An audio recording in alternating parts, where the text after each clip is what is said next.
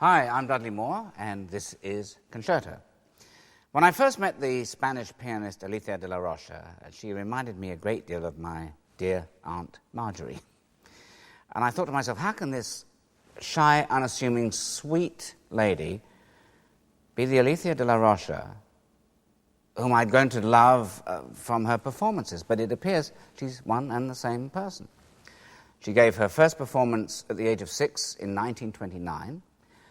That's nothing, as a matter of fact, because my Aunt Marjorie had made her first bread pudding by then. Anyway, here is Alicia de Larrocha playing Beethoven's first piano concerto. Since I have to play this whole tutti first, let me make sure I get a tempo that you're going to be happy with. Well, it's very difficult because the rhythm, tim, pim, pim, pim, in two is I think it's sort of in two, but molto lontano, really in the distance, like the march comes, you know.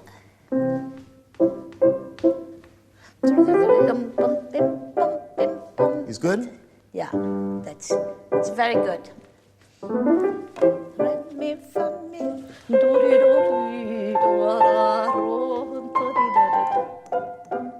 And then one bar from piano to forte. And now comes fortissimo. Yes. Now fortissimo. Fortissimo maestoso, huh? That's it. So what was the first time you encountered Beethoven? Can you remember? I remember very well. I play the variations on the theme of Paisiello.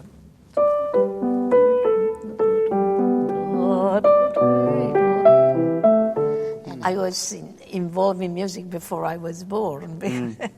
Is that because your mother... My mother and my aunt were students of Enrique Granados, the Spanish composer. So I heard music all my life. And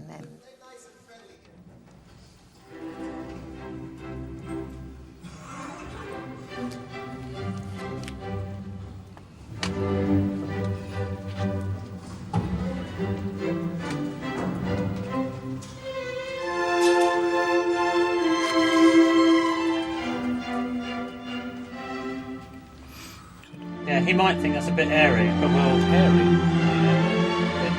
See what he I like wants. it. I like Then it. we'll give it to him. Nice. Beethoven is a young man arriving in Vienna.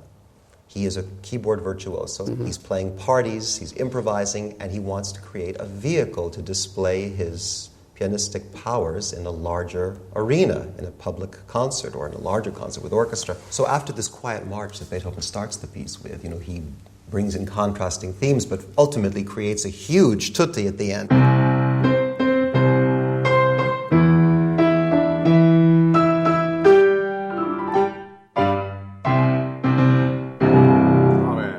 This is a vehicle for the pianist to make an entrance.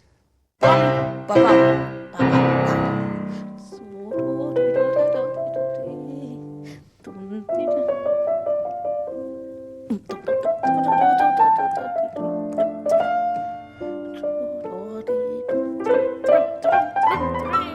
did you get interested in it when you were very young?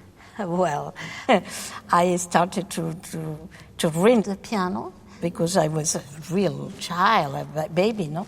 And I was writing the keys with a pencil. I was taking the ivory off? until my aunt says, "Stop, that's the end." And she locked the piano. So what happened after she... Well, it seems that I did a real drama, and I was crying and screaming and beating my head on the floor, and the blood was, a real drama. And my aunt say, "Well, okay, little girl, if you are a good girl, we can start. I am going to teach you."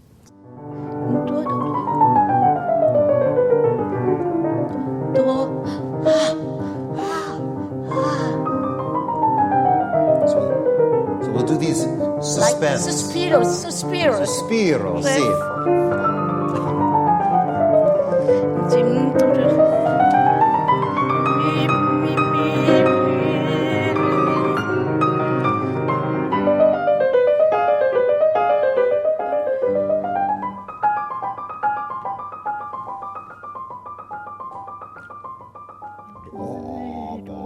Not to piano, because then I have to play pianissimo. So like my horn. From here.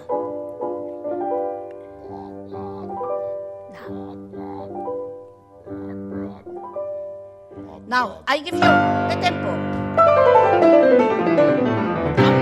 Bum, bum, bum. Okay. So in the... And you think, you know, I think probably Beethoven really meant to go, you know. Probably because it was so easy in those pianos. Now it's difficult. Do you ever play any authentic contemporary? I tried some one. And I wonder how they could create this great music with those instruments, like the Beethoven piano.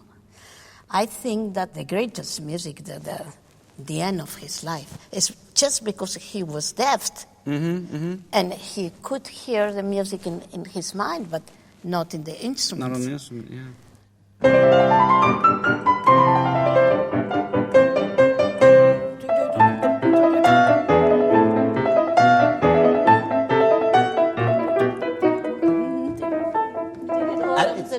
It almost sounds like...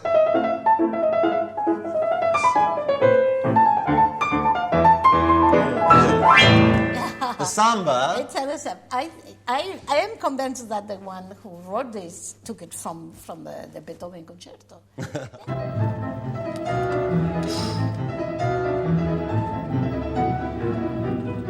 God, I'm glad I'm not playing. Don't say the obvious. No, don't say the obvious. Don't say the obvious. Now, what is the obvious, actually? That's fantastic. Okay. Well, it'll take 10 minutes then just to listen to those through. We're a bit limited for space in here, folks, but if you'd like to crowd in the corridor, you're very welcome. You're all welcome.